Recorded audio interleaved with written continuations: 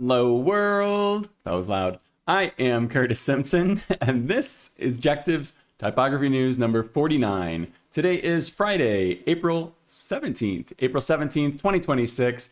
Per usual, there is a lot of typography news to get into. I missed Wednesday's episode. I posted that I had some family stuff that I forgot that I had planned for Wednesday, so we moved episode number 49 to Friday. And that kind of crammed a bunch of stuff into a very short amount of time. I'm not sure that I have ever been as unprepared for an episode as I am right now. Probably in the very beginning, I think I was much more confident. When you don't know much, you're much more confident about what it takes to do these types of things. Now I'm well aware, and I still am going into this wildly unprepared. So I'm pretty confident about the first big portion of this, but when we get into deep dives, it's going to be pretty raw. But the good thing is that's going to give some real, some genuine reactions. Not that my reactions aren't genuine usually, but I will be discovering stuff live for the most part here. So I'm excited to see how this goes. But if it's a tremendous failure, we're always iterating here. Speaking of iterating, I am going to test out another new format. We've been going Monday, Wednesday, Friday for the last, maybe like 6 weeks. I think we started sometime in March, and I was like, I'm going to do this through March 3 times a week, see how it goes. We used to do 1 time a week. I'm going to try out Tuesdays and Fridays. Like I mentioned in the last episode, I do want to improve the quality of this program. I want it to be better. I have some friendly comments that I received after that I'm going to talk about in just a second. But I do want the quality to be better, and I think having 3 days to prepare rather than 48 hours to prepare is going to help with that. The other thing is I want to do other stuff than just report the news. I have investigations that I want to do. I have illustrations I want to do. I have other creative things that I want to do. And if I had a team working on this with someone else, I 100% could see how 3 or even my dream of 5 episodes a week is possible. But right now I'm just one man, and I have a 1-year-old daughter, and I have other creative things that I want to do, and I just want the quality of this to be better. So we're going to test it out for the next few weeks, Tuesdays and Fridays. That'll start next week, and I'll talk about that a little bit more at the end of the show, because I know not everyone cares. Most people watch the replays; they don't care about the live thing. They'll just watch it whenever it shows up. I appreciate you guys, but I appreciate everyone that shows up to watch these live and interacts and stuff like that too. So more about that in the end. I just want to say a thank you. There have been a lot of nice things. I have this folder that I keep on my computer. I've been doing this for a long time. Back when I used to do a lot of fan art, I would have like this nice things folder, and it would be like when celebrities would repost my stuff, or like silly things like that, where it was just kind of like, I wasn't making any money off of it, but it's just like nice things. So I have a list right now that I just want to shout out real quick. Rule Neeskins told me that I was in more than one conversation at Font Stand. People remembered the eyeball. So I guess that's cool. But people were talking about typography news, so we're in the conversation. We're in the mix. That's pretty cool. I have everyone that's watching this to thank for that, obviously. Raquel, hello, welcome back. Good to see you. I was included in Pablo Lara H's typography resources. There's like 580 of them, so I'm sure I'm getting lost in that ocean, but it's still cool to be like recognized as being like a good resource. I was mentioned in the recent the Type Founders newsletter that went out. I was mentioned in the end of that. My review of Tempo was in there, called Down to Earth. That's nice, right? I think that's positive. And then, just being reposted by the foundries that I'm reporting on. Obviously nothing that I do is sponsored, and I have no relationship with these foundries other than some of them provide me review license and things like that. But it's really cool to, when someone reposts something, that you've made. And then the last thing, and probably the most important here, is all of the encouraging messages and comments and stuff that that you guys leave. I get emails, I get comments in the in chat and stuff like that. I see repeat names. Raquel's here right now. I see people that show up in chat over and over and over, and I appreciate you guys. Like, I really do. It makes I don't know. I feel like everybody says the same thing, right? Everybody's on YouTube or streaming or whatever. But it really does, like, it motivates me to keep doing this. And there are times when I'm like, I could just not stream tonight.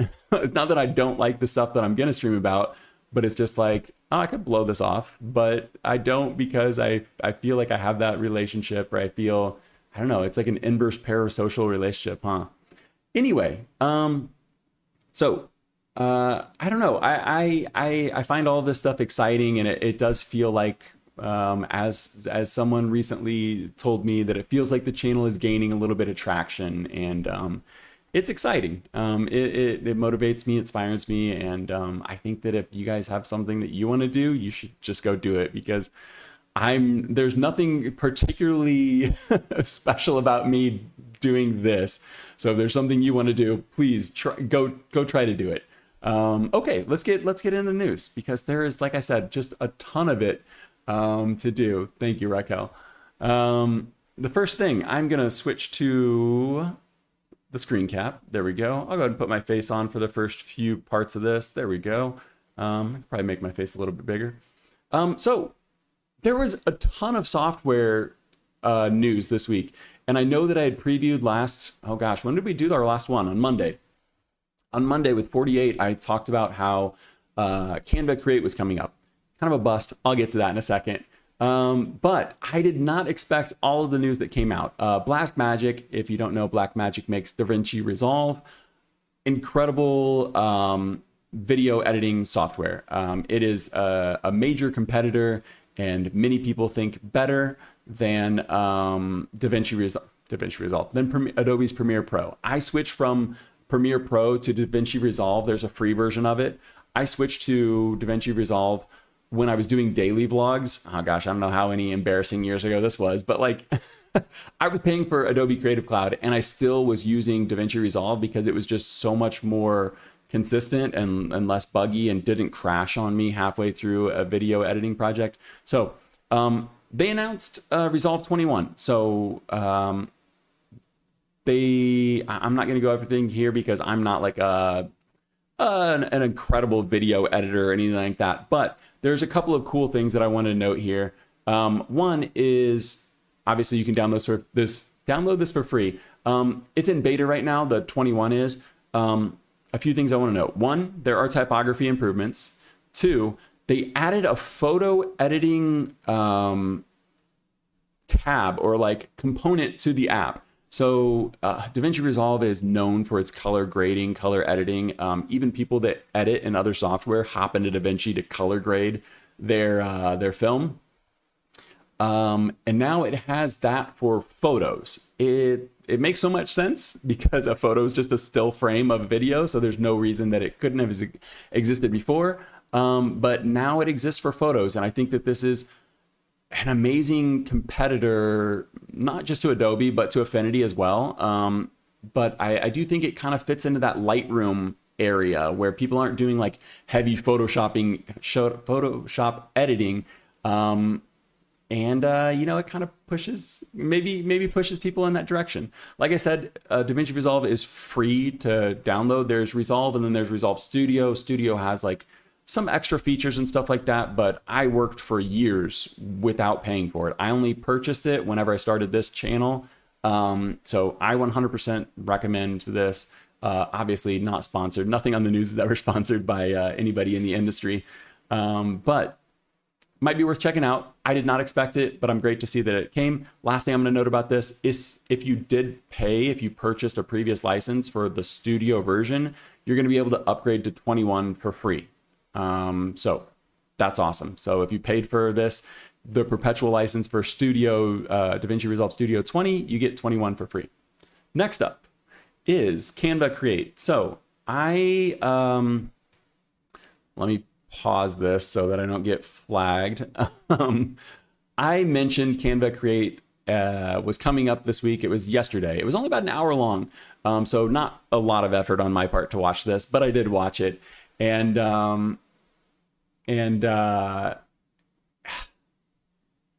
it wasn't that great, if I'm being honest. I think if you're super into Canva and you're super into AI, there be maybe something here for you. But as much of the industry, creative industry, has been going lately, everything that was announced was basically AI tools to do stuff. And it was like, hey, you can do this without any effort. And like, it's selling this dream for like people that it's just not realistic, in my opinion.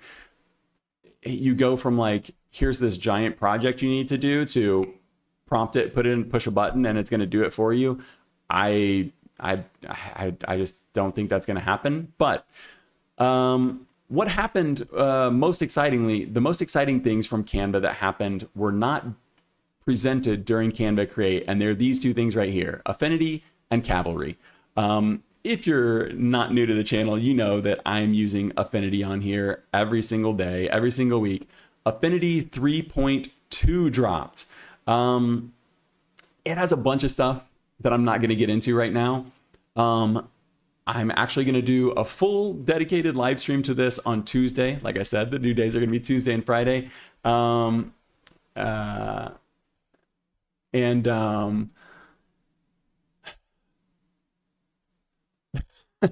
There's so much cool new stuff in here.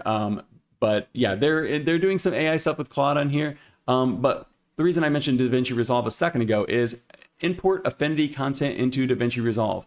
There was like, they've kind of teamed up to make this work really well together. That's one thing I want to point out. The other thing is that you can edit Capture One content in Affinity. So they're teaming up with Capture One as well. And then the last thing, and we're going to hop into Affinity for this one, is, I don't even know where it's at on there, is you can edit color fonts. I'm going to have to play around with this, and I'm going to have to figure it out. Previously, whenever I've mentioned a color font, I've always, let me take my face off. Let me just move myself down here. I've always said, like, go use DJR's color font tool because you can change it and then download it and then use it. There's never been a good way to do this on your desktop. And now there's kind of a way to do it. I have to play around with it because I tested out two other color fonts. I tried Catich Color, which we talked about on the channel recently. I tried Bungee Color from DJR. Neither one of those worked, but Arcane Type's Kyoshi Color works. So let me go ahead and show you this real quick. In the character panel up here on the right, rather than clicking default, you can change this to custom, and then you can just pick whatever colors you want. Let's make this super ugly, and we'll just choose all of the objectives colors. I know this won't look good at all, but I'm just trying to demonstrate that you can change all of the colors on here.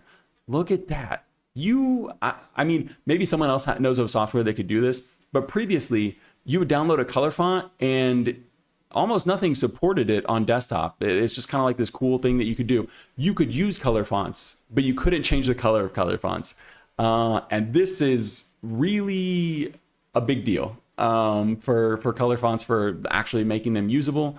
So I'm gonna have to play around with this because, like I said, it doesn't work for every color font, but it does work pretty seamlessly with this one from Alana Monroe's Arcane Type Foundry. This is Kyoshi. I just have the trial for this. I don't have the full version of it, but it works very smoothly. So I'm pretty excited for this. You love Cavalry, Raquel. That's cool to see. Let's go ahead and move to Cavalry. Cavalry was the other big one, and previously there was a free version, and let's just go ahead and load it up real quick so we got something on the screen. Previously there was a free version, and then there was a pro version. The pro version you needed to pay for with a monthly subscription, and that's what always kind of kept me away from Cavalry. I really like the concept of Cavalry. I really like the interface and things like that. The documentation so far hasn't been great. So like if you're not coming from After Effects, I think it's very difficult. It's very difficult for me to like use this software. And I'm not new to like animation or motion graphics. I had classes for Flash. This is how old I am, but I had classes for Flash in college. I use Premiere Pro, I use Davinci Resolve, I use Blender, I use Moho.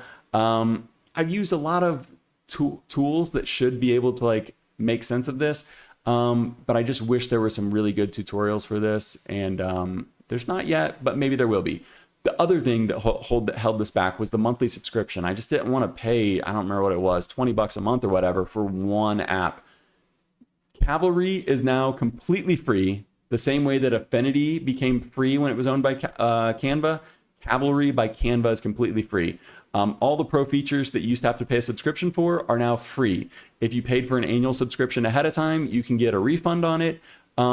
Everything is free. And it's not even like Affinity where there's like the Canva AI features that you can like pay extra for. None of that exists in Cavalry right now anyway. It's all just free. Everything you used to pay for is now free.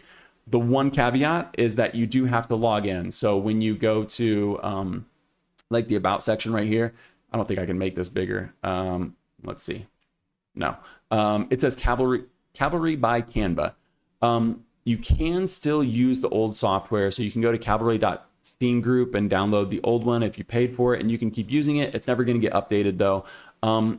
When I downloaded Cavalry by Canva, it overwrote my Cavalry by Scene group. So if you don't want that to happen, you can keep using the old version. It's not going to get updated, but I would be very careful about not letting the new version overwrite what you already had. Raquel, it's not great documentation, really. Yeah, I agree. That's cool, though, that you use it. Cavalry is entirely free for everyone. You just have to have a Canva account. That's it. The same way as Affinity is entirely free for everyone. If you have a Canva account, you can get this for free. There's nothing in Cavalry, as far as I know, that is paid for anymore. It's all just entirely free. Let me click on the link real quick because it's cavalry.studio now rather than cavalry.scene group. Download for free right here. The only people that would need to pay for it are the enterprise people. So if you were going to, and that's only because there's like SSO, whatever that is. I think it makes it so that teams can like edit the same document and stuff like that. But yeah, it's entirely for free now. Everything. And I did notice that they posted new videos on YouTube. They posted these 3 ones right here. So these are just on YouTube. Let's see if we can get this going on. These 3 top ones right here are all new additions to YouTube. And they're okay, but they move really, really fast. You're going to be, I'm sure you'll have no problem. Yeah, Raquel, everybody gets the Canva Pro ones for free. Canva Pro, sorry. Cavalry Pro features are free now. You can export in 4K. That was the one thing that held me back because you could do it in like 1080p before, but you couldn't export in 4K. Now you can. Literally just everything that used to be pro is now free if you have a Canva account. Not a paid account, just a Canva account. So it's really exciting. It's exciting time. There's always time for them to mess this up. But for now, Affinity is free, completely free. Cavalry is free, completely free. Davinci Resolve just got a 21, just dropped the version 21. It's in beta, public beta. Obviously, it's free, but the public beta is also free. I don't know. There's some really cool stuff going on, and all of these apps are working together right now. So it's pretty exciting. I'm going to get a drink of water. We'll get into some news. I'm just going to reply to chat real quick. Yeah, Raquel, if you download it from... if you download Cavalry Studio from here, mine erased my old version. It just like overwrote it. So I'm not sure how to prevent that because I thought I would still have both of them on here because you can see I only have the new version. When I downloaded the new Affinity, obviously I still have the old Affinities on there. Cavalry, be careful. I'm not sure how to protect the old version if you don't want to lose it because you do have to have a Canva account to use the new version. So I'm not a master of Cavalry, but I would look into that and be careful if you don't want it to be overwritten. But The new version does have all the pro features for free. So for me, you know, I went ahead and downloaded it and just let it happen. Let's get into some new releases. What should I do here? Let me try to get situated. Okay. Yeah, that probably seems like a good idea, Raquel. Downloading it or saving it to a different. Yeah, that's probably what I should have done. I should have saved it to a different disk, because I think I just saved both of mine to my C drive, and that's probably why it got overwritten. I'm going to take my face off so I don't block anything accidentally. I have 8 new releases for you, and this is how unprepared I am. I know you can't see it, but you probably hear me turning pages here. I don't even have this stuff written in my Affinity. I just have it written down in my notebook here. So the first one here is from Marmite Defontes. I think I'm saying that right. I don't know. Maybe there's some French way to say this. But I know that Marmite is they're calling that a container. I always thought Marmite was like the stuff, the Australian food that people were liked and didn't like. But Defontes, they say, is completely made up. Doesn't mean anything. Their new release is called Tuig, and previously this was spelled with a W. Let's see if we can pull up the email announcement here. I'm gonna try to go quick through these. Previously this was spelled with a W, but now it is spelled with a U because Tuig with a W was already taken. The concept behind this is that there was a small skinny twig. Let's see if we can get a lighter version. So you can see some of the lighter versions on here where it says of raspberry for flavoring. That skinny fragile twig grew into like a strong trunk, and that's what the concept is here. Marmite says that this is their most legible font to date. It is a display font, as you can see. So clearly they do a lot of display fonts. But it's very soft, rounded. There's some intentional boning on this. So if you don't know what I mean by boning, I can't zoom in on that very well. Let's go down to a heavyweight real quick and I'll show you. So if we look at some letters like this, let's try and make this as big as possible. So you see these dips here, if it was a serif typeface, I would call these like cupping serifs, cupped serifs. But typically you try to avoid this boning right here where it kind of goes in, and what you would do is you'd push the letters outward so it seems more straight, so it'd be perfectly straight. You try to beat that optical illusion. They've intentionally done that here, and I think that's pretty fun. So this it just seems like a friendly, fun typeface. They say that it has generous curves. Yeah, it's a display font. I think we kind of get the idea of what's going on here. This has 6 weights. It goes from thin to extra bold. It's a variable font. Let's see if we can play around with this slider real quick. Yeah, here's the weight. Boom. I think that it all looks nice, but I think particularly the heaviest weight looks nice. You can see how tall the X height is and how short those extenders are. Look at the difference between the A and the D there.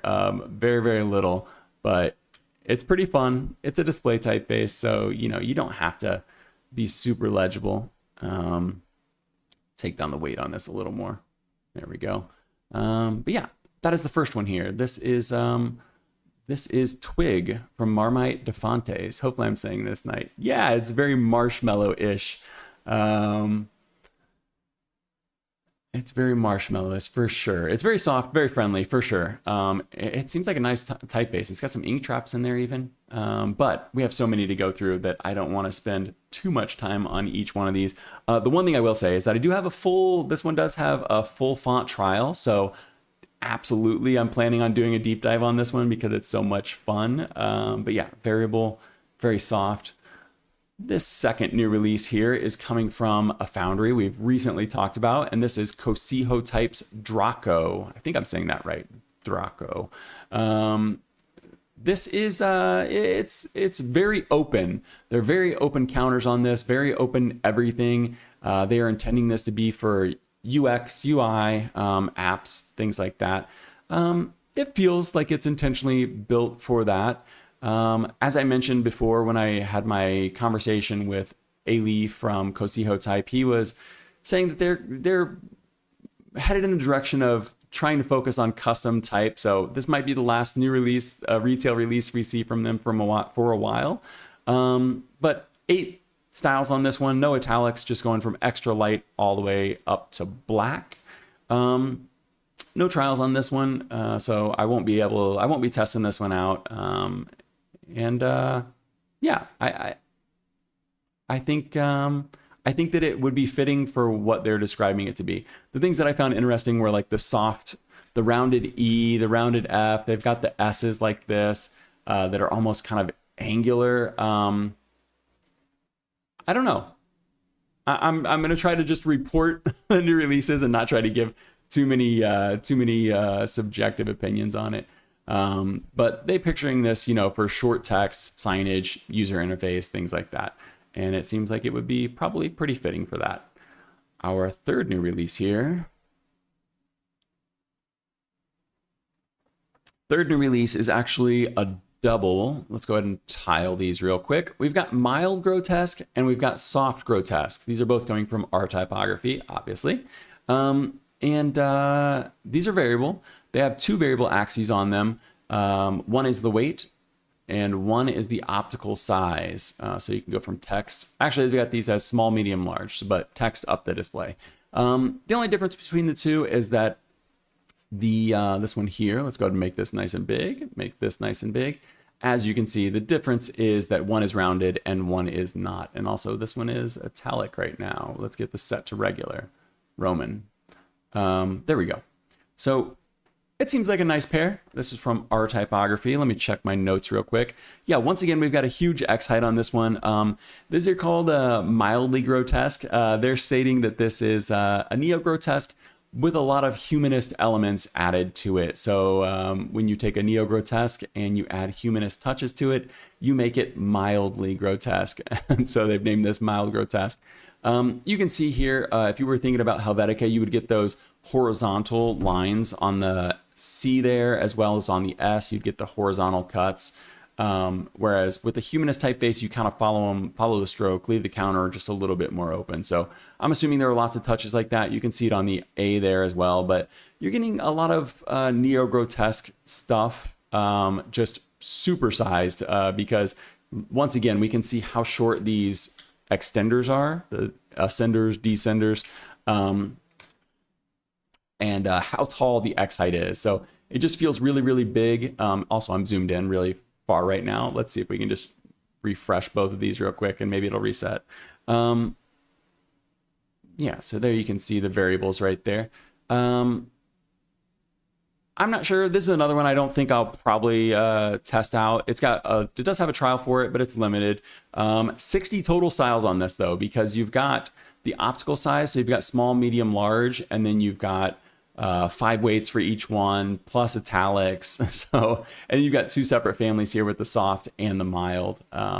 So it could be an interesting pair for someone that wanted to kind of, get something similar to a neo-grotesque, but have it be a little bit more humanist, I guess.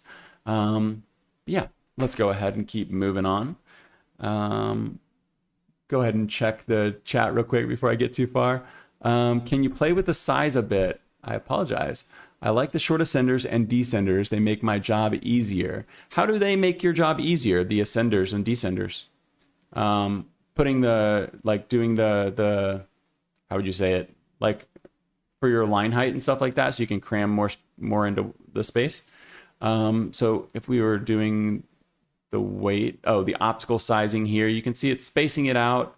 It's lowering the X height a little bit and increasing the ascenders and descenders. Let's untile these so we can just look at one at a time.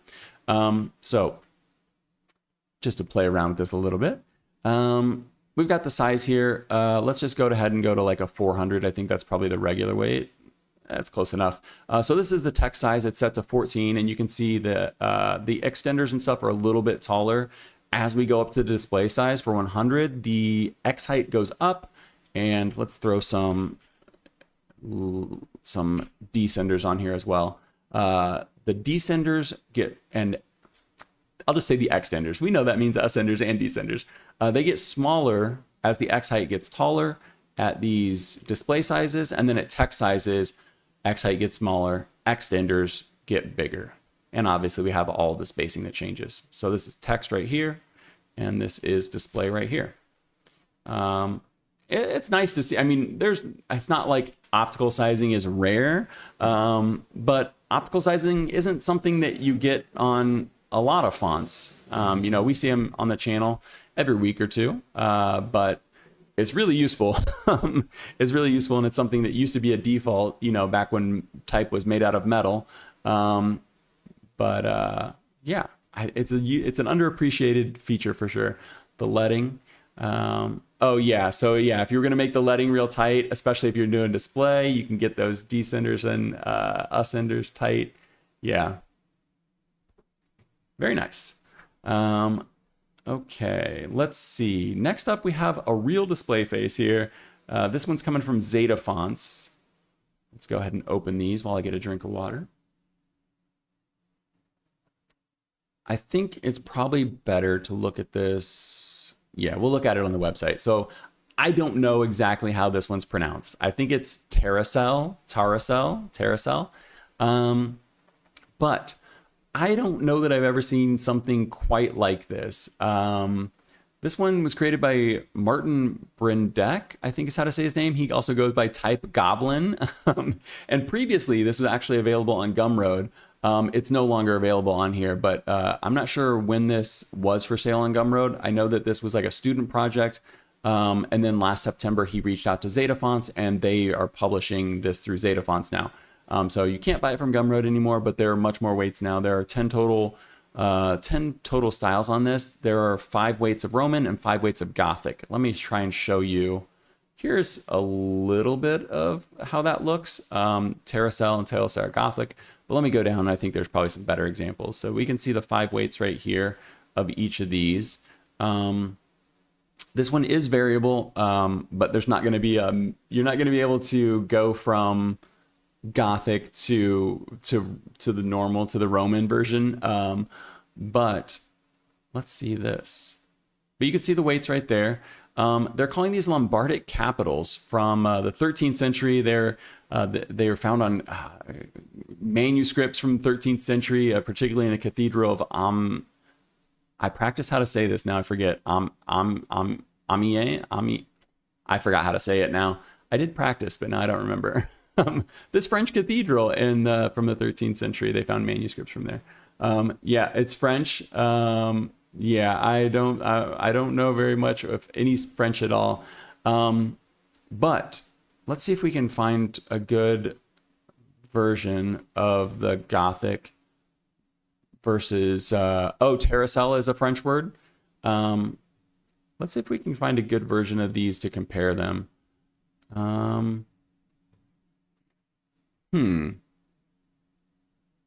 So we've got Gothic right here. I do have the full version of this, so we will definitely play around with this.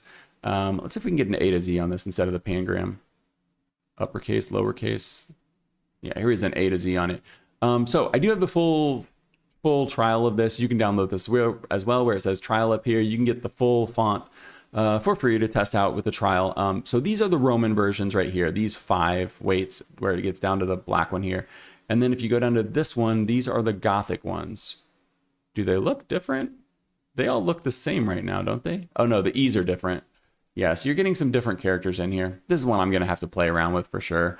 Yeah, the H's are way different. Oops.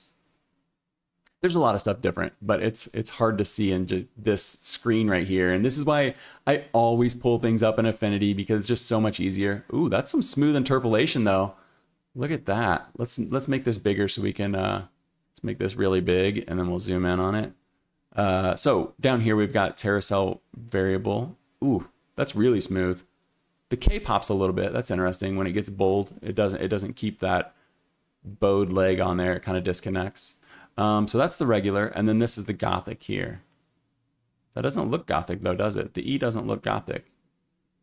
I'm not sure what's going on here. When we get this in Affinity next week, I will be able to do a deep dive on this one.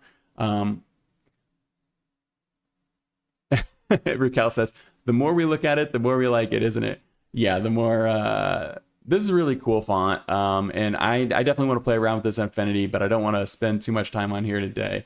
I don't know that I've ever seen something like this before, and I'm not going around looking at 13th century French manuscripts, so maybe that's why. But I love when I'm introduced to something new through a new release, something entirely new, because typically we see a lot of the same stuff. But this was Tarisel, which I do not know how to say, but I will learn for next week, guys. I'll learn, from Zetafonts. Next up, we have a word that I can pronounce, and it is JT Comet. So this is, what are we on? This is the 5th new release, and this is JT Comet from GD. So the JT stands for GD. It's very vintage. Let me look at my notes here so I can get these things right. It's very vintage. It's a reinterpretation of Herald Reklameskrift. It is a German word. I'm going to pull this up right here. It is a reinterpretation of this typeface right here. Once again, another, I'm sure that I've seen this font used before. Let's just click on one of these. I'm sure I've seen this font used before, but I probably didn't even know if it was actually a font. I might have thought that this was hand lettering. It's so unique. It's from 1901. I think the original was, yeah. So they're calling it Herald. And then also this German word, which I'm sure someone that speaks German could tell me what this means. But this is what they're reinterpreting this right here. So with that in mind, here it is right here. It looks pretty cool. Once again, nice and soft, rounded edges. It feels very vintage, and this is going to be a theme for today. Not everything, but a lot of the typefaces that are being released lately seem to be dialing in and playing up the nostalgia from these vintage things. And I'm not mad about it. I'm not mad about it at all. So this only has 2 styles. It's got Roman and italic, the 2 you're looking at right here. Oh, when you click on them, it changes the specimen. That's pretty cool. So it's just got the 2 styles, but it's super deep. It's got 1,273 glyphs, 28 open type features, and best of all for us, it has a full font trial. So you can download the trial on this, test it out. All 1,273 glyphs, all the features. And we can see some of the open type features right here. You can see that it's got Cyrillic down here, fractions, tabular numbers, all kinds of stuff that you would expect to see in a workhorse typeface, but they've got it going on in this revival of a very, very display typeface. Yeah, this another one that just looks fun, and I'm pretty excited to dive into. I think the next episode of Typography News, we're going to be doing deep dives on basically all display typefaces, but that'll be okay. That'll be a nice change of pace. Raquel says, more organic, more human fonts. Yeah, there is. Maybe it's like the push away from, a lot of the generated AI stuff that seems super clean. I'm not sure. Or maybe it might even just be a perception of that, the fake Supreme logo. That's funny. Yeah, I think this looks nice. I do think there is probably some kind of push towards these more human, even if it has nothing to do with AI. Like, we've just been inundated with tech and social media and, I don't know, what, blockchain and NFTs. And even before AI, there was lots of nonsense that was not super human. So it's nice to see all of these new typeface releases. This was JT Comet from GD. Moving on to another one that fits in this same genre. I think I'm going to look at the Instagram for this one. You can only buy this one from My Fonts right now, and Font Catalog doesn't even actually have their own website, at least not one that's up to date. They post their stuff on LatinoType. They're considered like I don't know if they call it like a sister brand, but it's like a partner brand of LatinoType. So we're going to focus on their Instagram for right now. But this is called Nowstalgic.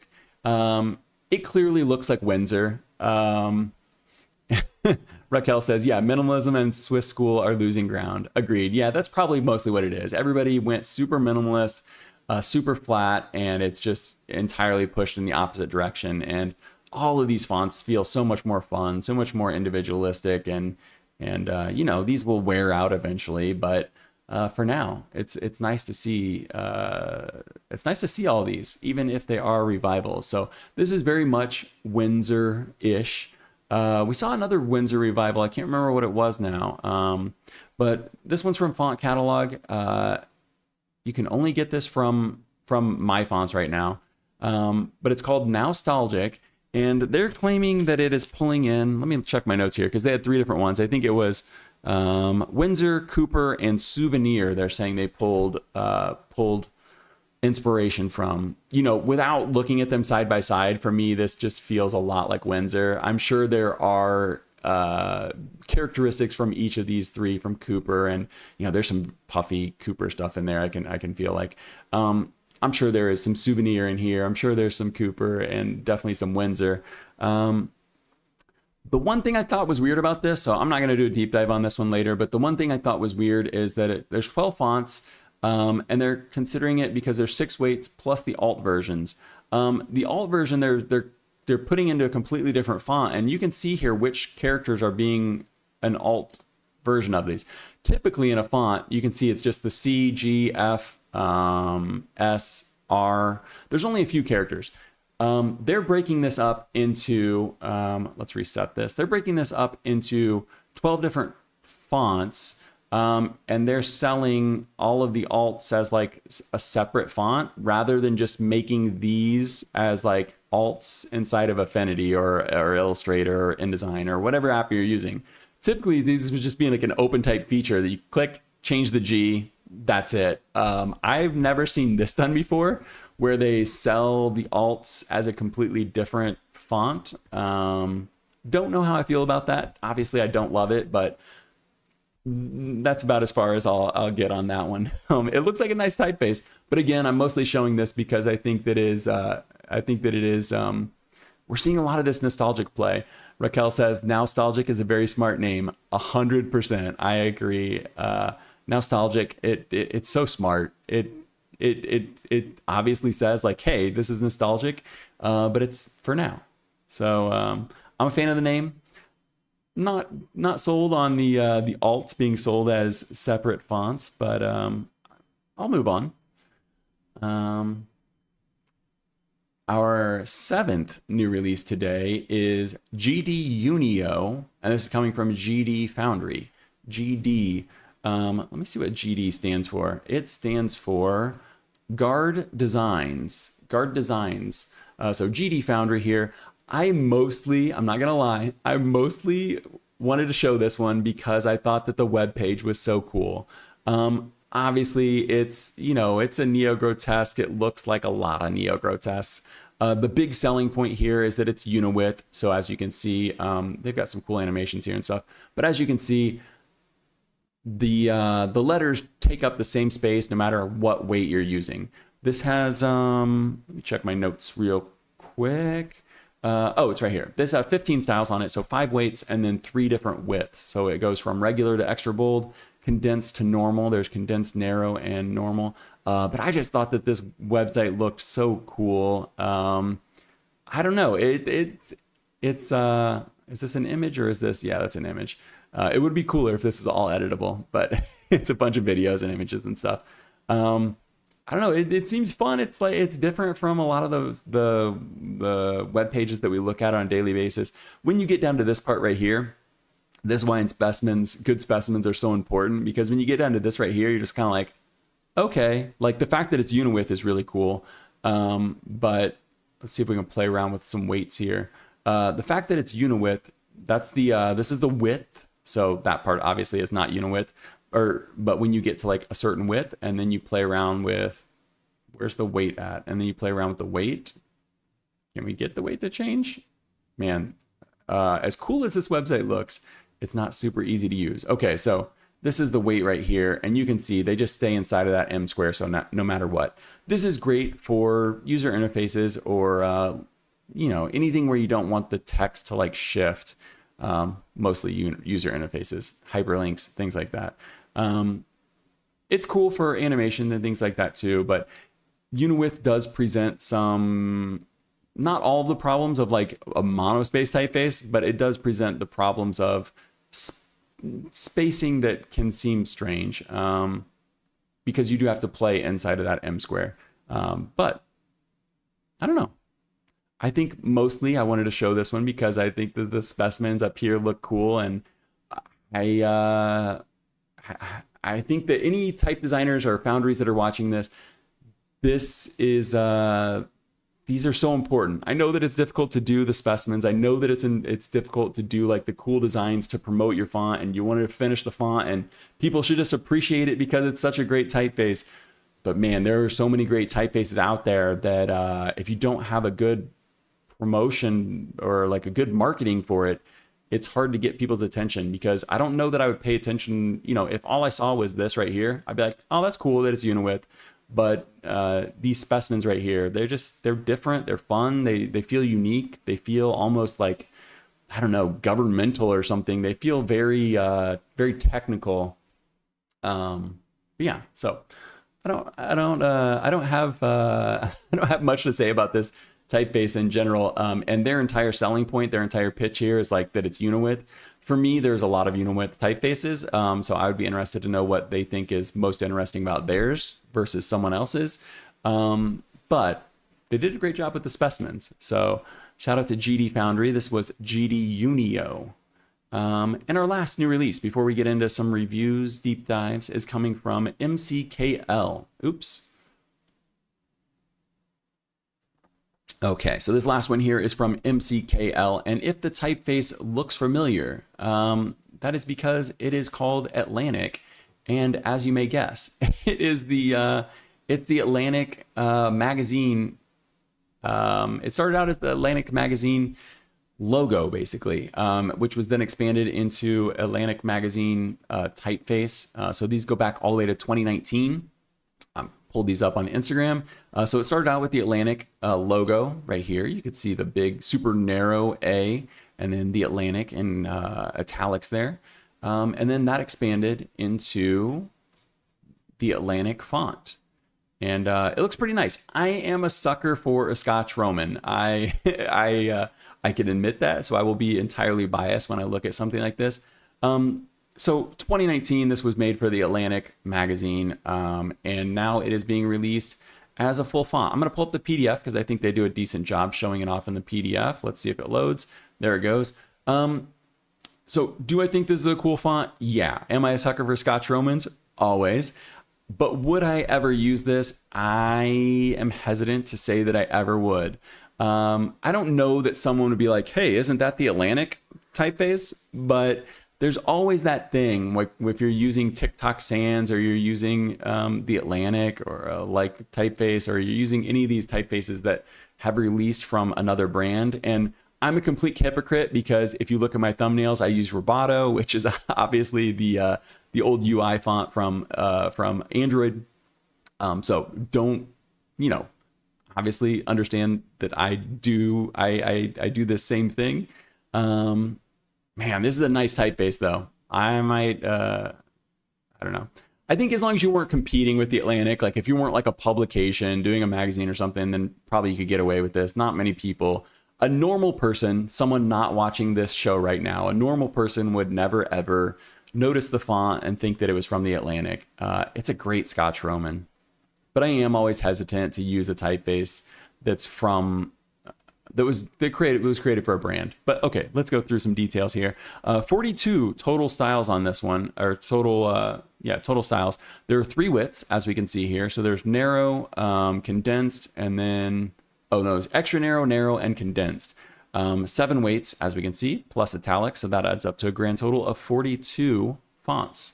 It does have a trial, but it's going to be limited. And then this one's $600 for a desktop. I know I wasn't saying the prices on the other ones, but I've got it written down in my notes, so I went ahead and stated it there.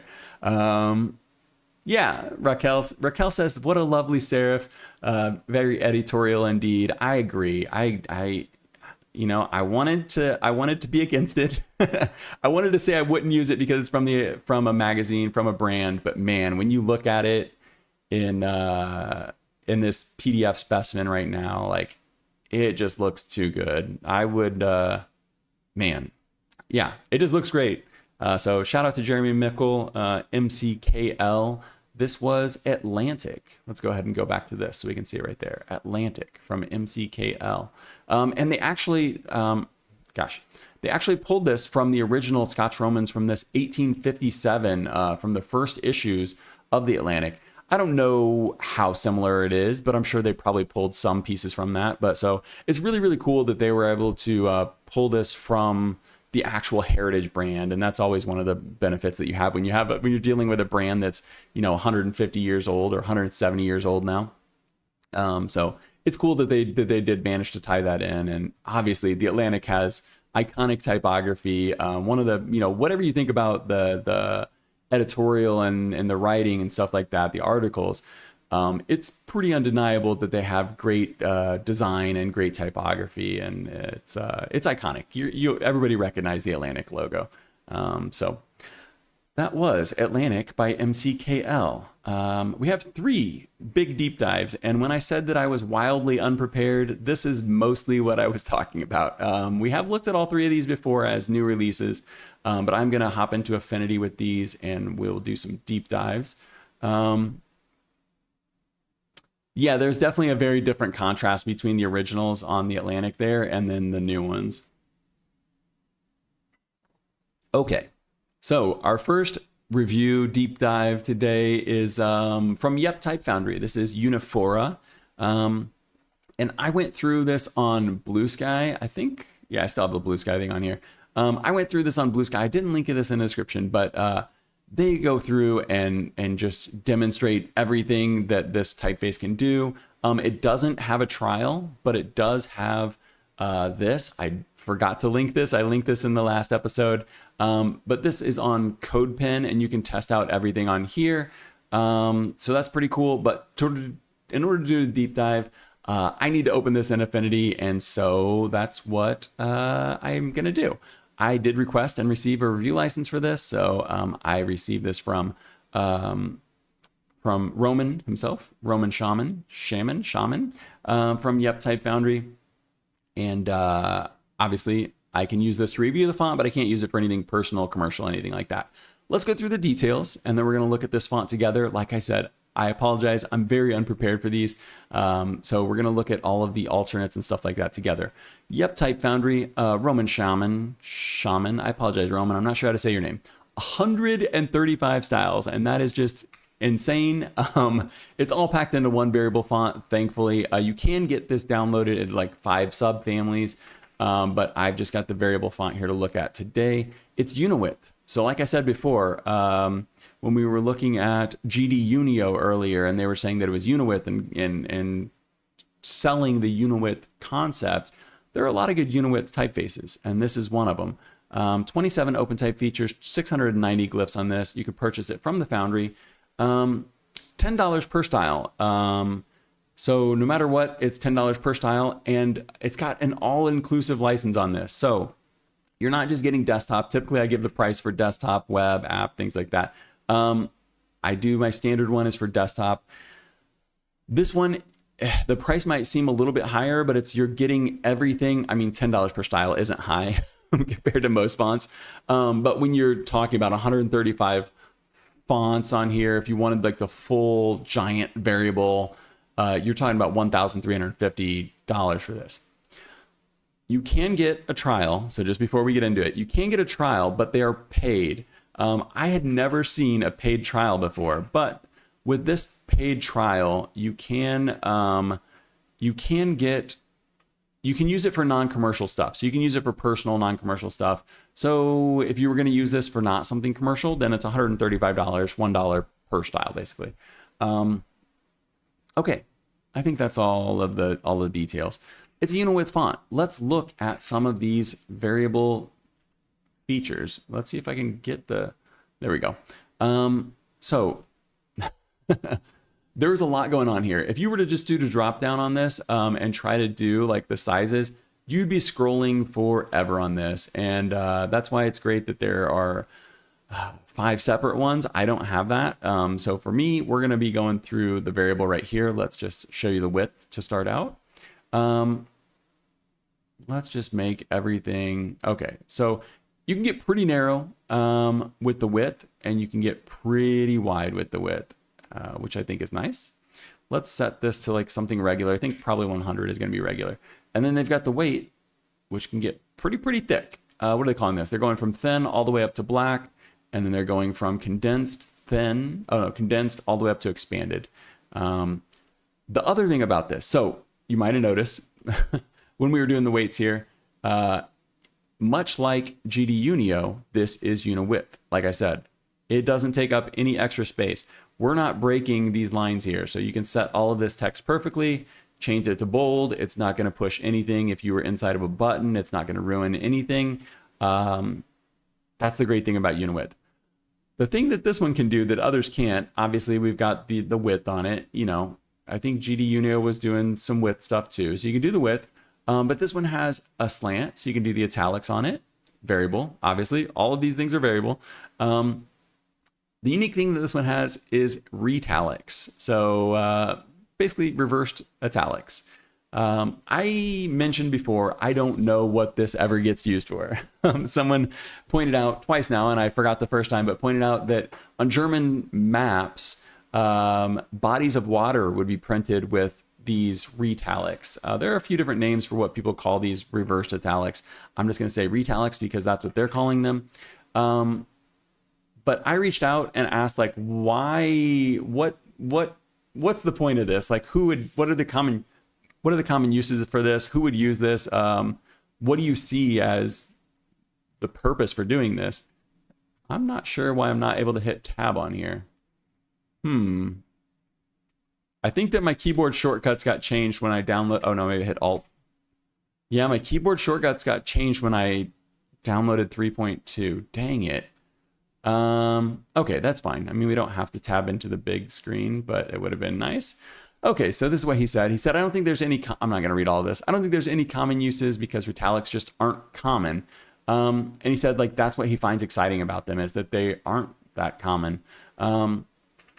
But broadly speaking, he was saying that they're eye-catching just because your brain expects italics, but it gets the retalics instead.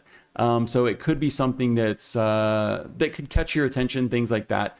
The other thing that he said is that you could probably use this for like before and after, gains, losses, positive, negatives, any of these things where you're going to be like doing opposites. So let's just go ahead and do this real quick. Man, I'm going to have to play around with my keyboard settings. I'm not sure how they got messed up, but so you could definitely do some motion stuff with this. But you could imagine typesetting some things and kind of doing comparisons and stuff like that. That makes sense. And they said the other thing that could be branding. Like if you could genuinely stand out probably if you were using retalics rather than italics. Obviously it's going to be, how would you say this? Typically when you want to talk about things going fast, you want to talk about speed, like think about the Nike logo. The Nike logo slants this way. Obviously this isn't going to be the right font. I think my keyboard is just broken. Hold on. Yeah, my keyboard's not working. Hold on, I'm going to unplug it and replug it in. Oh no, is my keyboard really not working? Okay, I have a spare. 1 second. Let's turn on the face cam real quick. I'm not sure why my keyboard's not working. It might not actually be, look, I have a tiny one and a big one. Let's hope this works. It might be that I need to restart. Let's see. Oh, I'm not able to type anything at all. Okay, I'm gonna have to restart Affinity, I think. Maybe this is a new bug. Anyway, so I'll talk about this while we're doing this. Typically, you would want, italics would like help you convey like speed because you're kind of moving forward fast, you know? But if you're using retalics, I'm not sure what you're conveying because it almost feels like it's going the wrong direction. And I do agree with him. I do agree with Roman that like it's something that could grab your attention for sure. Like expecting one thing and getting something else. I think maybe you could kind of get, you could almost do the same speed thing. I'm sure some of the NASCAR cars probably have retalics instead of italics. Let's see if I can type now. Yeah, okay. I'm going to switch back to the screen. I apologize. Raquel says if you use it in all caps, it'll look like speeding forward. Yeah, that's what I was trying to do here with the Nike, because like the Nike, you know, they use Futura, but like here's like what the Nike logo would look like. It's kind of like going forward. But yeah, I think if you were doing it in reitalics, it almost feels like you're leaving behind the font. Like you're going so fast, it's kind of getting like left behind, especially when it's like if you had a tagline below it. Let's get this out of here. Let's just do something like this. Didn't mean to do that.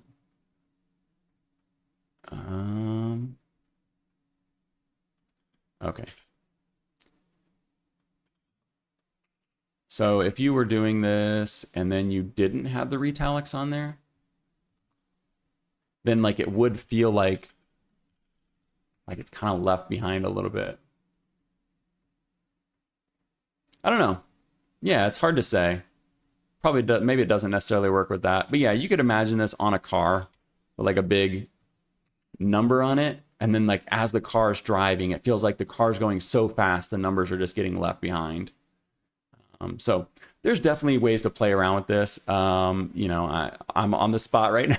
Like I said, I'm super unprepared. But yeah, I think it's a fun one, and I think that it was nice of Roman to give me this long explanation about his vision of it, at least. Let's play around with some features here, because this has 690 glyphs, but it has 27 OpenType features. So let's just set this to something kind of regular. We'll set this to 400, set our width to 100, set the slant to 0, and we'll get something pretty normal going here. And let's check out the typography features, because I know this has some fun stuff. And this is what I was talking about, where I'm unprepared a little bit. Square punctuation. So this will work for the periods, the commas, and all that kind of stuff too. Oh yeah, that's a good idea. Raquel says you could use it for perspective. Yeah, that would be kind of cool, because you could kind of combine all of the different slants and stuff like that to kind of get perspective out of it. That's an interesting idea.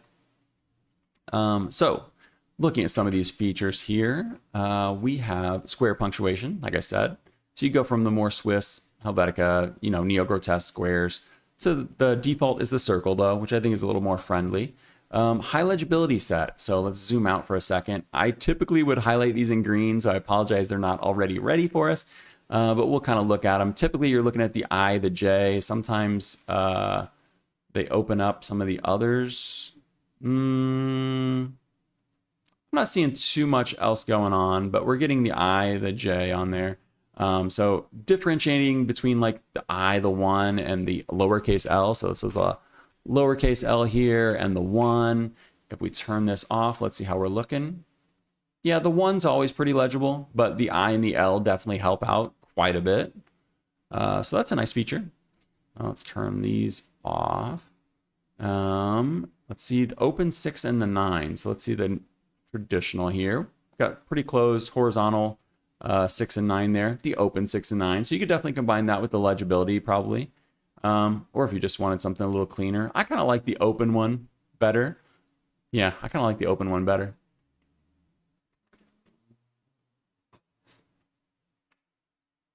Oh, interesting, Daryl. Daryl says, Gemini says, Daryl says, Gemini says, reversed italics for cartography, as mentioned, used in some mathematical formulas and emphasis in graphic design. That's interesting that they're used in math formulas. Okay, let's see. So you can individually do these. So you do have the hyperlegible stuff, but you could also individually do the I, the J. You can get a G without a spur on here. That's nice. I'm not sure, you know, I think probably with the spurs, maybe a little bit more legible, but I kind of like the smoothness of it without. You can get the A with a tail. That's probably helpful for some legibility. I think the 2 stories already probably pretty legible, but you can also get the single story. Can you add a tail to this? No. You can get the single story A. You can get everybody always calls this a double story G. I always think this is a triple, like a 3-story G, because if this here is a single story G, how is this a double story A? I'm not buying into this. Okay, but they're calling this a double story G, even though I would call it a 3-story G, and this would be a 2-story in my opinion. But yeah, so you can get they're calling it a double story. I'll go with theirs. I'll default to them, but I don't agree. You can get the serif I, serif J. We already saw that. You can get the lowercase L with the tail. Do each one of these individually. You can get the Y without a tail. Boom. That's kind of clean. I think if you're doing the tails on all the other stuff, the Y with the tail would make sense. It's a default. I guess that could differentiate from the V, maybe get a little bit, maybe it gives you a little bit more legibility between these two just by default. But I kind of like the straight one better. I don't know. I could go for either one. And the last thing here is an open 4, which I have no opinion on whatsoever. We've got some proportional. That's what we're already looking at. We've got tabular numbers. So you get that bottom line on the 1, make it even more distinct. Yeah, I think that's pretty good for this. So that's Unifora. Let me see. You guys like the spur? Yeah, thank you, Raquel. I'm not sure if you're just humoring me, but yeah. I have always called this a 2-story G and this a 3-story G because this is a 2-story A and this is a single-story A. So I'm not sure how this is 2 and this is 1. They're the same character almost, flipped upside down. Anyway, okay. So maybe they're talking about above the baseline. I guess if I want to steel man this right now, I guess you could say above the baseline, they're doing 2 stories. But I'm still going to call it a 3-story and a 2-story.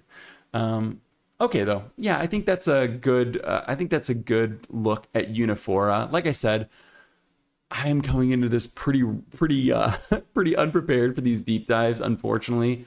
But hopefully, we got through the features and stuff. This is typically how I do it. I just literally go through, check out everything they have. Obviously, I'll look on the website and check to see what they've got listed on here. And they do have a lot of things listed, but we went through quite a bit of this in the last episode. So I don't want this to overstay the welcome. Obviously, you can just look at a screen like this and see them all at once. But there is something different about playing around with it in person and like really seeing how it works with all the other letters as opposed to just kind of seeing a diagram like that. That's useful, obviously. That's way more useful to just get a glance and see, okay, hey, this has a bunch of different alts.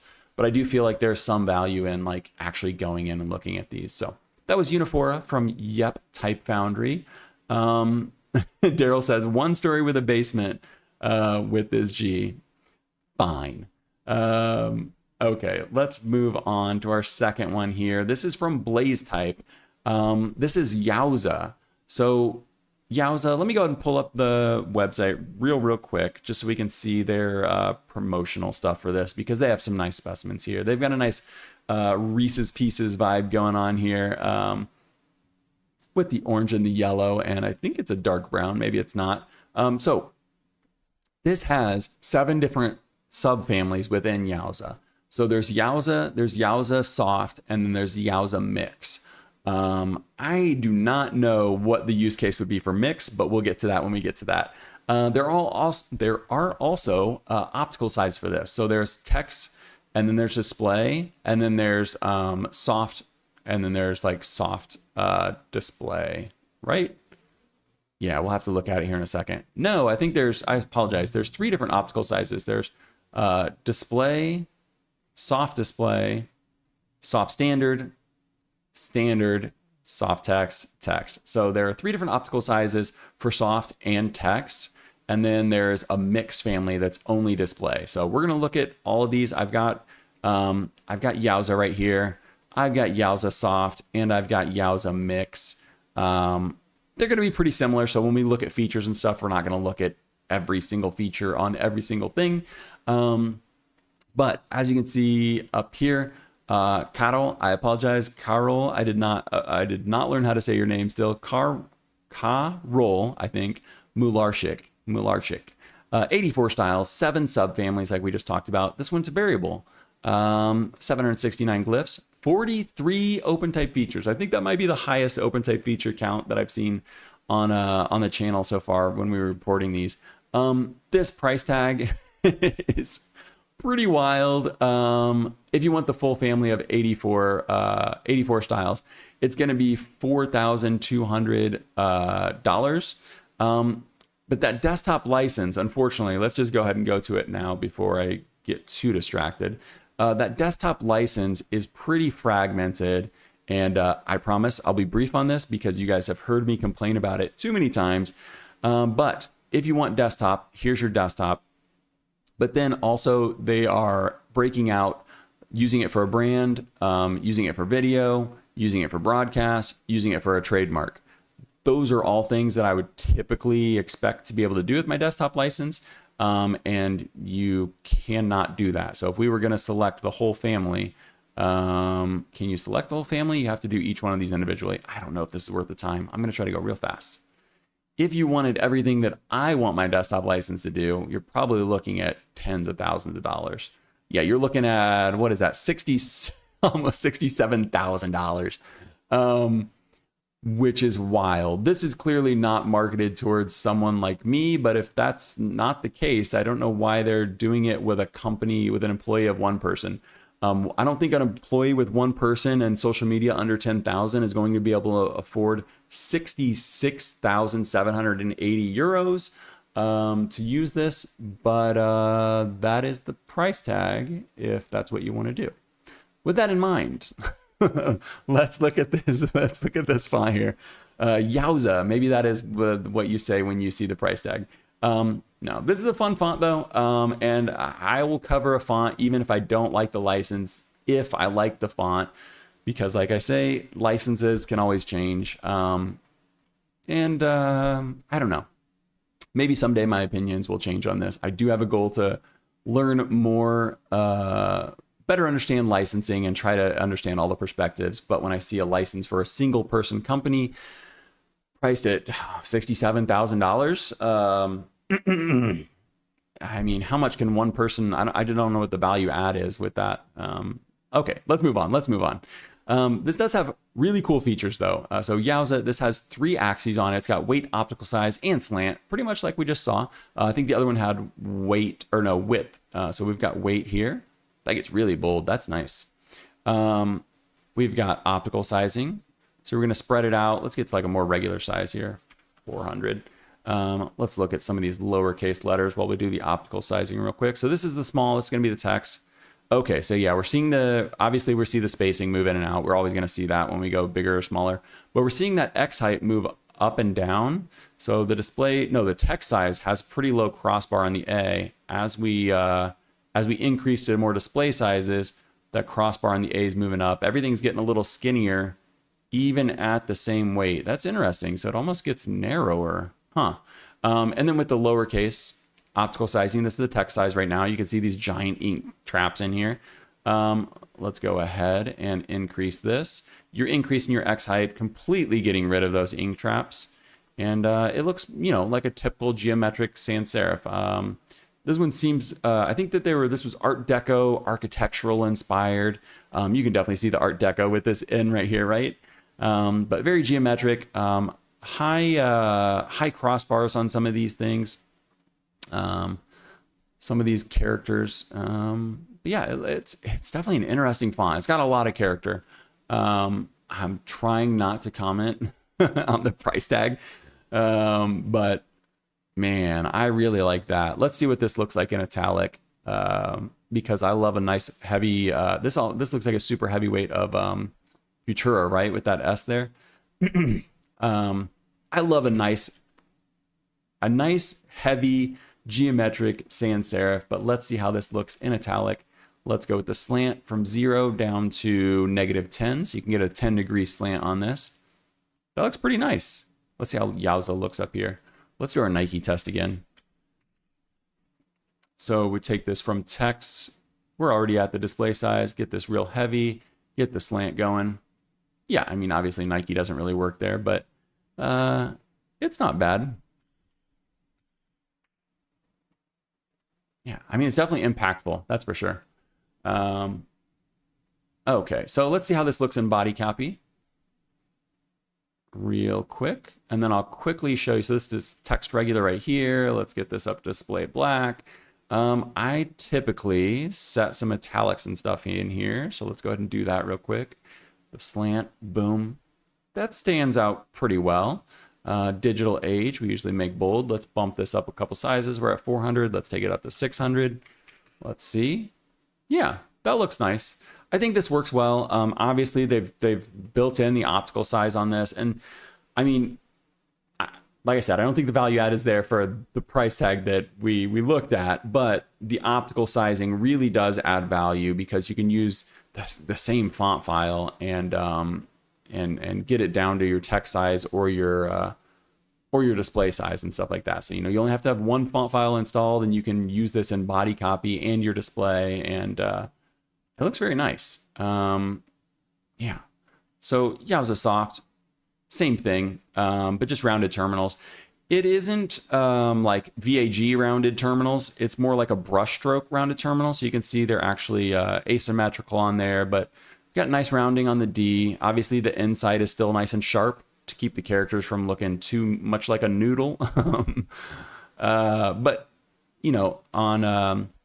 on some rounded fonts, they literally just round the whole thing. This one does have like a flat segment between them, which I think works well. Still got ink traps in here, even on the soft one. So this is the text weight. We pump up the optical size on this. I apologize. Bump up the optical size on this. You completely get rid of those ink traps. Feels very Art Deco. Feels very nice. Yeah, Raquel says, I keep saying Raquel, and it's because your name says Raque Leitão. And I am assuming that I've been saying your name wrong the entire time.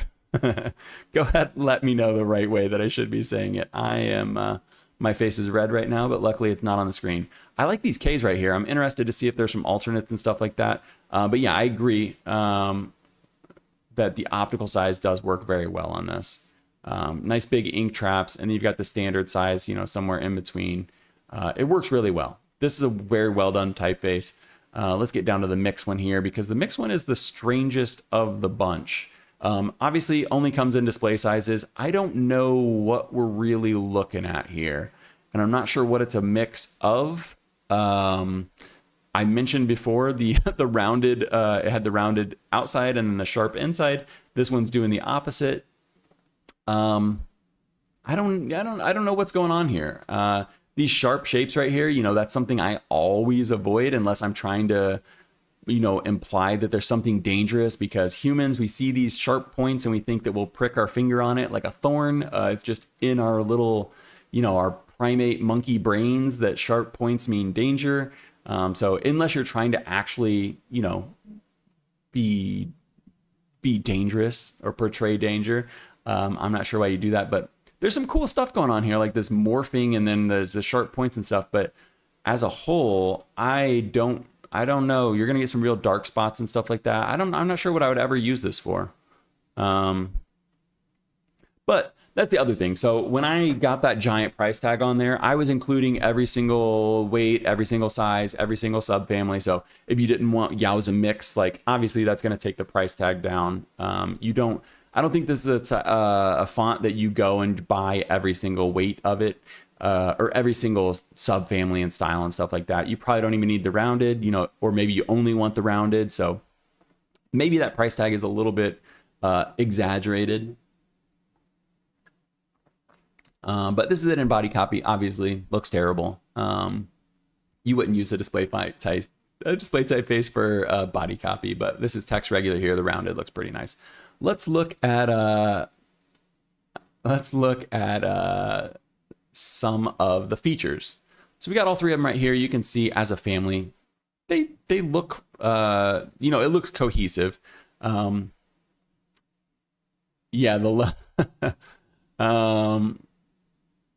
oh, it is Raquel. Okay, awesome. I'm glad that I wasn't saying it wrong this whole time.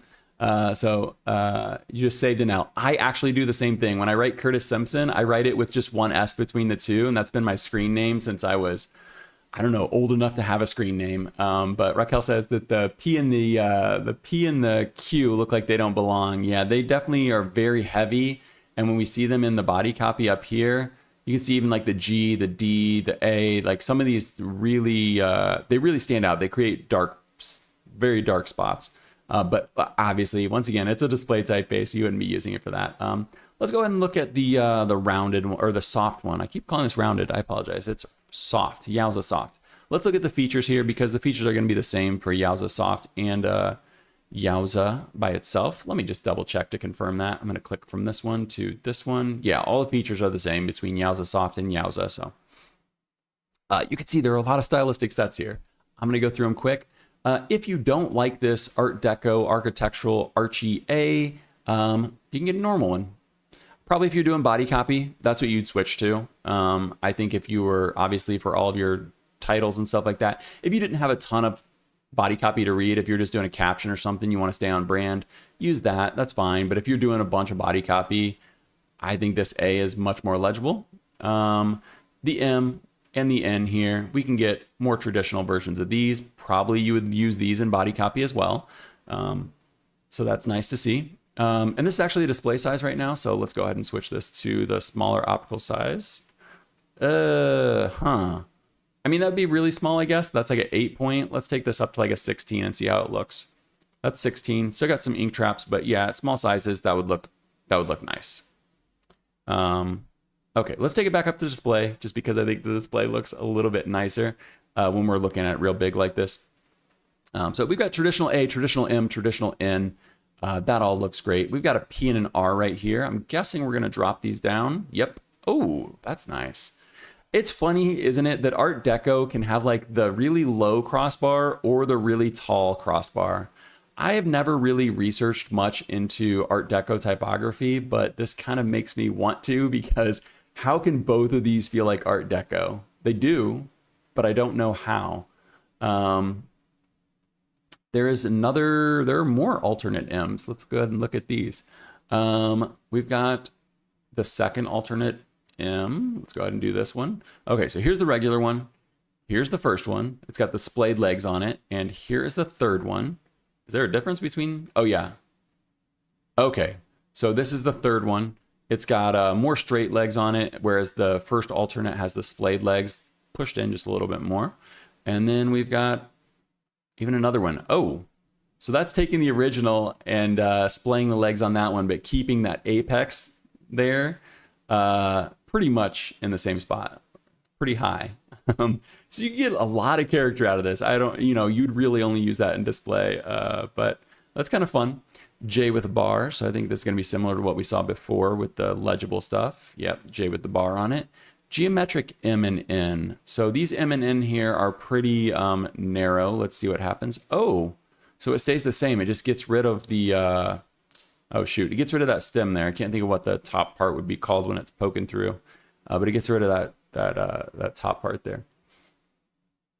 Raquel says, high waist make them look Art Deco.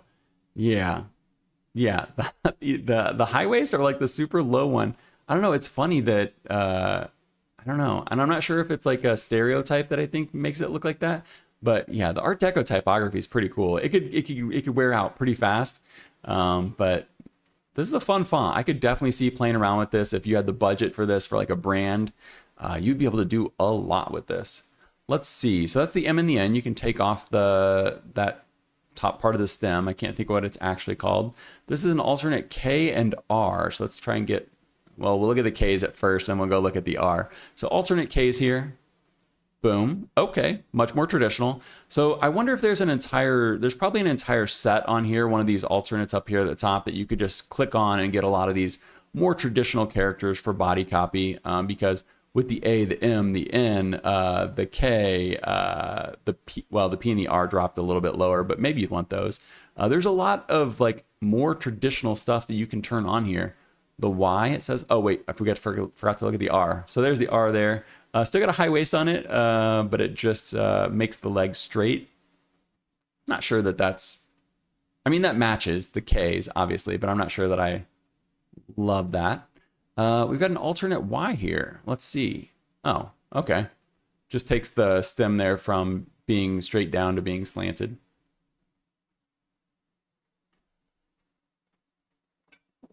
We've got another R here. Let's turn this one off, turn this one on. Okay, that's more of what I would expect from like an alternate R. Get the leg connecting to that top bowl there. So you've got kind of like the Swiss style Art Deco R here. You've got the geometric, where is it at? The geometric Art Deco R there. And then you've got this neo-grotesque, Avenir style R that just connects to the bowl. There's a lot going on here. Yeah, okay, Raquel, I'll stop mentioning the budget. Okay, so we've got an alternate A. So we've got the 2-story A. That's nice. Once again, body copy. I think it's gonna. There's so many alternates here that are really gonna make this a lot more legible, a lot more readable. Obviously, this A is much more cohesive. You can look at the A, B, C, D, E, and they all feel cohesive. But that's great for a logo, great for a headline. If we're looking at body copy, this A is gonna stand out much, much more. It looks like we might have another M and N, unless it's just gonna do both these at once. Oh. That's an alternate M. I'm not seeing that unless I have the N still on. I should start turning off some of these other ones. Yeah, we need to turn them off each time. So you can do the uppercase M and N rounded too. So you can do the uppercase and the lowercase. I mean, if you're gonna do one, you gotta do both. Very nice. There's another A that we can change. Let's check this one out. Boom. Okay. Not super, super different, but a little bit. We're almost done with these. I think we're going to stop at these alternates here and move on to the next typeface because it's getting kind of late. We've got a T and a U here. T with the tail. That's nice. Once again, body copy. U with the tail on it. Not really much of a tail, but it's got that stem going all the way down. Much more legible. Guessing this alternate L is here going to have a little tail on it. Yep, there it is. And the alternate Y over here. Maybe it's going to be straight. Oh, no, it's like a U. Interesting. That would work well with like the M and the N and stuff like that. So yeah. And we've got a second Y, the final one. Oh, that's fun. So you've got the typical Y there, or you've got this one, and then you've also got the one that goes at an angle. Okay, we're not even going to look at the old style numbers. We're not going to look at all of the other stuff. The one thing this doesn't have is small caps. So if we could try to turn on the small caps, it'll not work. Yeah, it doesn't actually do anything when we do that. So no small caps, but it's got just about everything else you could think of. The optical sizing is really cool. The soft version, the regular version right here. I mean, these feel like two entirely different fonts. Like when you've got this super heavy weight, the display size on it, and then you go down and look at Yowza soft here at like a regular weight, these feel like entirely different fonts. Obviously, if you look at them side by side, they feel like the same. But this has a lot of depth to it. $67,000 worth of depth. I don't know, but it's pretty cool. It's a nice typeface. I appreciate Blaze Type sending out the review license on this one. Hopefully my critique isn't too stinging because I really do like the font. Just don't love the license. So yeah, Raquel says a cute little Y. It's like a slingshot. I agree. Oh, not the mix. Let's look at the soft one. It is like a little slingshot. Where are we at here? There it is. Very nice. It's pretty fun. There's a lot of fun stuff going on with this font. I really like the soft version. Obviously, I think that the regular one is a little bit more useful. But the soft one just feels like it matches this vibe so well, I should say. Not necessarily better, but just very well. Okay, we've got one more. And this is a big one. I need to get another drink of water, man. Okay, our final typeface review deep dive here is coming from Martin Majoor. This one has, we're looking at Comma Serif, if that isn't obvious. Comma Serif, Martin Majoor, 16 styles on this one. It's a static typeface, but 656 glyphs, 20 open type features. This is currently on sale for a few more hours anyway. This is on sale for the full family for $54 until $11.59 tonight. Typically, it's going to cost you $216. So we're going the complete opposite direction here. $54 for Martin Majoor. That is the steal of the week for sure.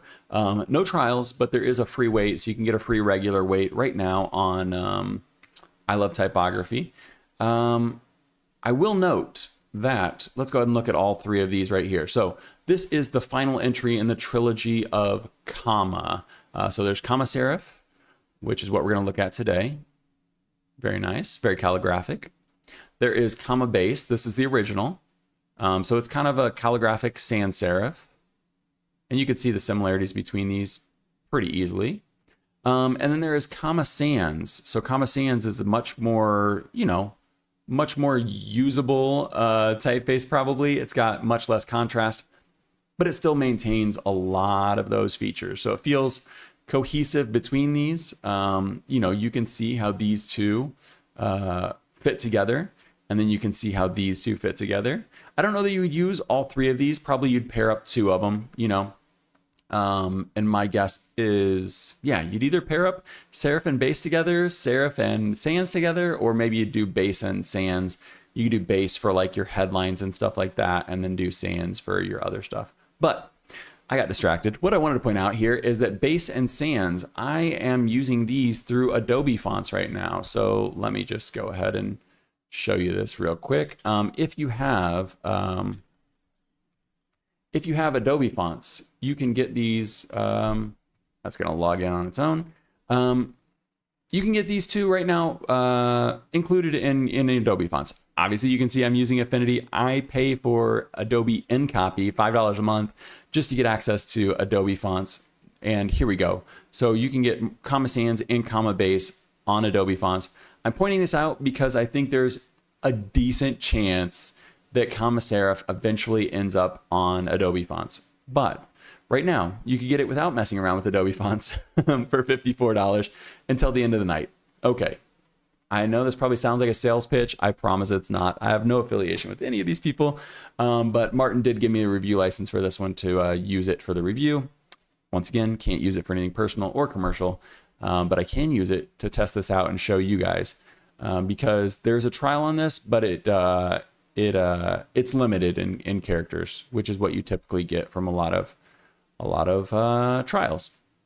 Let's go ahead and do the A to Z on this one because I think this one is worth it. I will be the first to say I am familiar with Comma Sans. I never really looked too closely at Comma Base. If you're familiar with Comma Base, this is going to look exactly like that plus serifs. Obviously, there's more to it than that. But it's made to be very cohesive. Raquel says the base gives me carving vibes. Absolutely, it does really. I said calligraphic, but it probably is very incised or engraved. It does feel very much carved. But you can see all the separate pen strokes, what you would have as like pen strokes on these. It feels traditional, and it also feels kind of like new at the same time. It's really interesting. And obviously it's a much more traditional typeface compared to the display type we just moved away from a second ago with Yowza. But this is a typeface that you can actually use. It's built to be a workhorse. Not that you couldn't use Yowza, but this is an affordable workhorse from a type designer with, I'll just say a lot of legacy under his belt. So Comma Serif, let's look at some of the details. Let's look at some of the alternates and stuff like that. Should we look at them? So this is variable once again. Oh wait, is mine variable? I don't think I have the variable version of this, but there is a variable version of it. I apologize. I thought that I did have the variable version. Let me see. Maybe it's, maybe it's not variable. I thought that it was. Let's just check the website real quick. Oh, you know what? I'm looking at the wrong. I apologize. No, this is static. Duh. I have static written right there. Okay, I apologize. We're gonna look at the italic real quick, and then we'll come look at all the alternates, of the features and things like that. Actually, there's not a ton of alternates on here. There's some swashes though. So we've got the swash on the Q, and we've got the swash on the ampersand there. I always say ampersand. It's ampersand, obviously. I don't think that I've ever seen a swash on an ampersand in my life. Some of you who are smarter than me or more more experienced than me, more knowledgeable, probably have seen this before, but I don't think that I've ever seen that. I love that. That's fun. It does say there are some historical forms, but I'm not sure what those would be related to. So this does have real small caps on it. Love to see it. Just to prove these are real, let's go ahead and turn this off, and we can see that the weight perfectly matches. Typically, I do 3 lines of these whenever we have small caps included, but once again, I came in, unfortunately, a bit unprepared with this one. Let's look at the italics, because we do have true italics here. So per usual, the capitals, they're going to look pretty similar, just slanted. We really get a lot more character, though, when we look at the lowercase. Yeah, very nice. You can see the pen strokes and things like that once again, but you're getting all of the loops, tails on the bottom, serifs on the top. Yeah. Ooh, that Y's pretty fun. Let's see what the swashes look like on this one. So we've got the same. Oh, they're actually the same because it's just the capitals, the Q and the ampersand there. And then once again, we're going to have small caps. Boom. Ooh, those look nice. Yeah. I feel like I'm a little, a little running out of steam here. But I do think this is a really nice typeface. I think being like such a workhorse typeface, it kind of feels like there's not really quite as much to say about it as maybe, let me go ahead and get this whole line here, as maybe I just said about Yowza, because they had so many different features and stuff like that. This is obviously a typeface that you would actually use. Not that you wouldn't actually use Yowza, but at the price tag and things like that, I think for people that are probably watching this, somebody like me that has a one-person business, or maybe you have a few people in your business, obviously that price tag was for one person. It's going to go up even from there. But this one with the small caps, with all the features, and then fitting together in this family right here with the serif, the base, and the sans, I think you got a really solid final entry in this, because with the base and the sans, it was nice, but having a serif that actually can fit into body copy and stuff like that. Let's go ahead and look at this in the body copy. I think you get, you finally, you have a cohesive collection here, or cohesive trilogy. Let's make this a little bit heavier. I guess we didn't look at the weights, did we? I apologize. Let's go ahead and look at them right here. So this goes from hairline, which gets super, super thin, all the way up to ultra. And then you have italics, ultra italics. But yeah, it looks great in body copy. You got the small caps, obviously, those look nice. The italics right here, they stand out well enough. And then Digital Age stands out pretty well with the bold. So I won't linger on this one super, super long. Let's see what chat's saying about this one. Raquel, I appreciate you hanging out till the end here. The detail of having that sharp anchor point in all of the counters, nice touch. Yeah, it's very cohesive. Let's go back up to this one. Yeah, that sharp point right here in all of the counters, it really does feel cohesive. Yeah, you've got it everywhere. That calligraphic, just that point that's inside of there. And then even when we come down to comma base, obviously you're not going to get it in sans because this one's super low contrast, but you get a little bit in the H there. But you've got the same skeleton, but even in base and serif, we're going to get those same points. Oh, or do we? Look at the G there. Oh, okay. So there's a little bit of difference between, let's go ahead and just put a couple of G's on here. And we'll change one of these to base. Okay, so they're not quite as similar as I thought. So you are getting a little bit more contrast in this one. That's pretty interesting. I would assume there are a lot of these. And had I done a proper deep dive on this, I apologize, guys. Had I done a proper deep dive on this, we probably would see even more characters like this. You do have a lot of the same stuff here, but it does look like some of those bowls have maybe a little less contrast, a little less of that sharp corner there. So not quite just like adding the serifs to it. There's a bit more to it than that, as there typically is. But yeah, it looks great in body copy. It looks great at big sizes. Obviously, you can see right here. I'm not sure there's too much more to say about it. I think that right now it's an absolute steal, especially if you're already a fan of the comma family. But on I Love Typography, it's going to be $54 for the full family. That's going to be all 16 styles. For workhorse typeface like this, I think that's pretty nicely priced. Obviously, even at $216 for the family on desktop, I think that's entirely reasonable. And then if you're cheap, if you're a patient person, it's entirely possible that this shows up on Adobe fonts, because we've got Martin Majoor right here with comma base and comma sans that's already on there. But I'm sure that he would rather purchase the license directly, but I'm sure just in general, anybody using the font is going to be appreciated. I'm going to turn my face cam on, and let's see. I'm just going to turn it on this screen, and we're going to look at some videos that were posted by ATypI, because ATypI doesn't post videos often, but when they do, this is what seems like a lot of typography YouTube channels do, or a lot of oh, that's popular.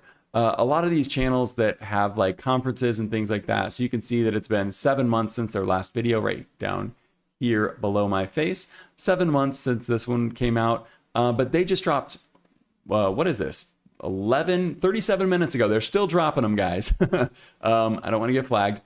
They're still dropping these. So there might even be more than these, but right now there are 11 new videos uploaded.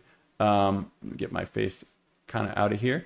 11 new videos uploaded on the ATypI YouTube channel. This is linked in the description along with everything else. And they've got all the presentations, or a bunch of the presentations, from the 2025 ATypI in Copenhagen. So I think this is really cool. I'm definitely going to go look through all of these. I haven't watched any of them yet, to be honest. I was playing catch up, trying to get ready for today, but you'll probably recognize some of the names that are on these, and even if you don't, it could be pretty fun to go check out some new videos. Obviously, if they're at ATypI 2025, they are going to have a certain standard of presentation and knowledge and experience and things like that, much more than me. So if you did not get enough of typography right now, go check those out, or add them to your watch later, or just put it on your to-do list, something like that. I've been talking for a long time, but I appreciate you guys hanging out. Daryl came back again. Raquel, very chatty tonight. I appreciate it. It's way more fun. It's way more fun when people are talking. So I appreciate you giving some opinions and having conversation with me tonight. I just wanted to point out again, the new format, or the new schedule, I guess, would be going to be going live on Tuesdays and Fridays. I'm actually going to try to go back to, I used to live stream a few hours earlier. I'm not sure where the timing is going to settle. The problem that I've been having right now is that it's almost 9 o'clock at night right now.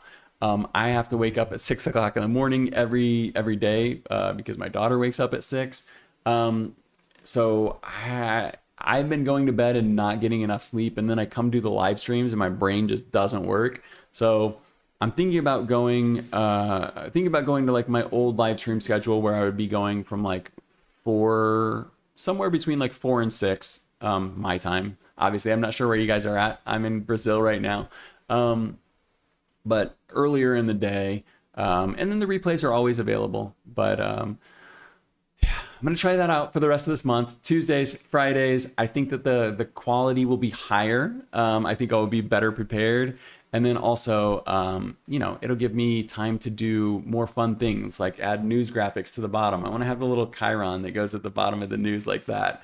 I want to have better templates and things like that I have set up in Affinity, so I can do things. I want to have more illustrations and animations of my little eyeball, and I want to play around with Cavalry now that the pro version is free. I want to play around with all these new tools, and when I'm streaming 3 times a week and just knocking out a news typography news every 48 hours. That's all I have time to do. So let me check chat one last time before I get out of here. Raquel says, here it's 1 a.m. OMG. Portugal, hey, we both os dois falamos português. Eu não falo muito português, mas eu falo. Yeah, it's late. So maybe it will be even more convenient for you if I'm going, streaming like 3 hours earlier than I typically am. Daryl's in Montana. Daryl, you know what? You've been here for like the last year and I've never asked where you're at. 6 p.m. for you. You guys Raquel's going for the new Cavalry right now. Do it. Let me know how it goes. I'm really excited to test it out. Honestly, that was kind of the thing that pushed me over the edge. I was looking at Cavalry and I was like, oh my God, I can finally test out everything that's in here. And then I was like, wait, when am I ever going to have time to do this? Yeah, I'll be back Tuesday. Tuesday, I'm actually going to be live streaming the Affinity update. I'm going to be going through, looking out, trying to figure out how the color fonts and stuff like that work. So I know not everyone that watches this cares about Affinity. So if you're not interested in that, I will see you guys on Friday for the next Typography News. We'll be doing 50, Typography News 50. That's pretty cool. But yeah, I'm excited to try out all of the new software that dropped this week. It's insane that it all dropped in a single week. Cavalry, Davinci, Affinity. Yeah, it's an exciting time. It's an exciting time to be in design, and I'm going to stay optimistic. I'm not going to be a downer about the AI stuff. It's a good time for typography for sure. So yeah, Daryl, check it out. Check it out. It's fun, and now it's free, entirely free. You just have to get a Canva account, but it's still free. So all right, guys, I will be back on Tuesday for Affinity Update 3.2, but I'll be back next Friday. Earlier in the day, and I will promise to be much more prepared, but I appreciate you guys hanging out. I'll be back Friday for next Typography News number 50. Let me find my button before I say goodbye. Okay, bye.